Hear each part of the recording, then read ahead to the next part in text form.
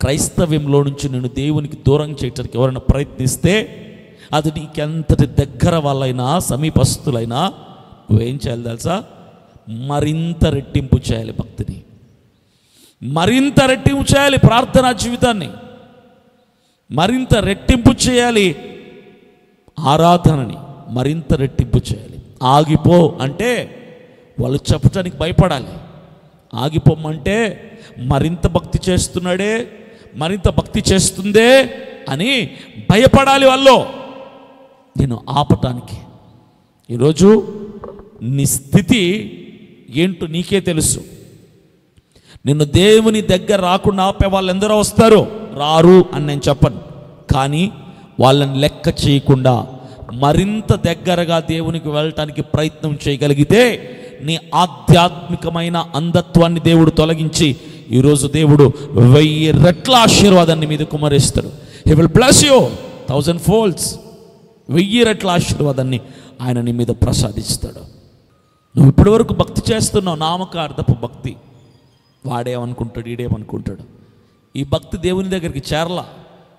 నీ ప్రార్థన దేవుని సన్నిధికి అందలా. నీ మొర ఆయన వినలా.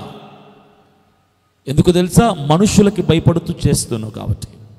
ఎప్పుడైతే మనుషులకు భయపడటం మానేసి ఆ దేవుడు నా స్వరాన్ని వినాలి, ఆ దేవుడికి నేను కనపడాలి అని ఆలోచన చేస్తావో అప్పుడు నువ్వు చేసే భక్తి ఆ ప్రభువుల వారికి చేరుతుంది.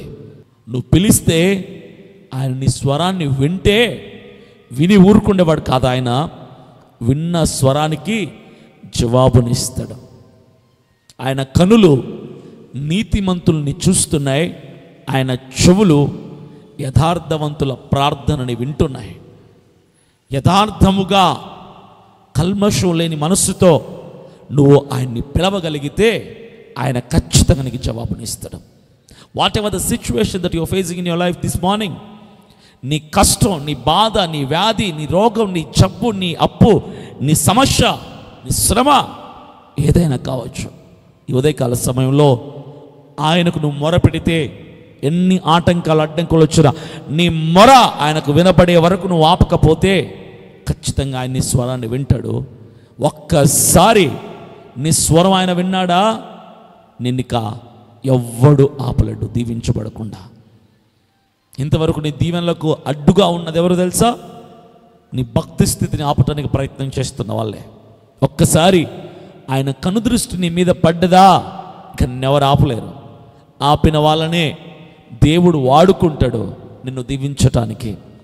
ఆ గుడివాన్ని ఎవరైతే ఆపారో ఆ ఆపిన వాళ్ళకి చెప్పాడు దేవుడు, రేయ్ మీరు వెళ్ళి అక్కడ ఒకడెవడో నన్ను పిలిచాడు, వాడిని తీసుకొని నా దగ్గరికి రండి.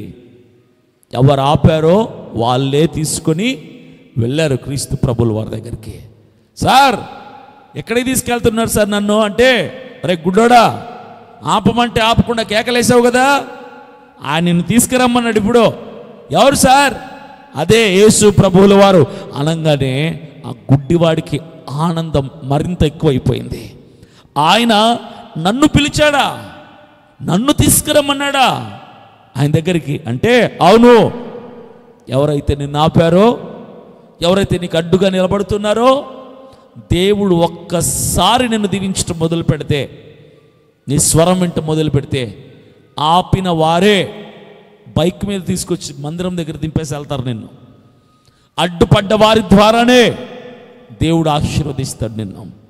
అడ్డుపడిన వారే నీ దగ్గరికి వచ్చి దేవుని ప్రేమను కోసం నాకు చెప్పమ్మా అని అడుగుతారు.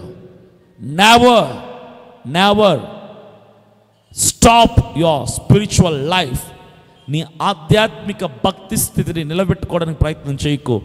నువ్వు చేయాల్సిందల్లా ఒకటే, దేవుడు నా స్వరాన్ని వినాలి, నా మొరని వినాలి, నా ప్రార్థన వినాలి, నా విన్నపమును వినాలి, నా విజ్ఞాపనను వినాలి అన్న ఆశ నీలో ఉంటే నీ ఆశనే నిన్ను తృప్తిపరుస్తుంది. దేవుడు ఆ గుడ్డివాన్ని తీసుకొని రమ్మన్నాడు ఆశీర్వదించటానికి. ఈరోజు నీ కష్టంలో ఉన్న నిన్ను దేవుడు చూశాడు, దేవుడు గమనించాడు, దేవుడు నిన్ను విన్నాడు, ఆయన నిన్ను ఆశీర్వదించబోతున్నాడు.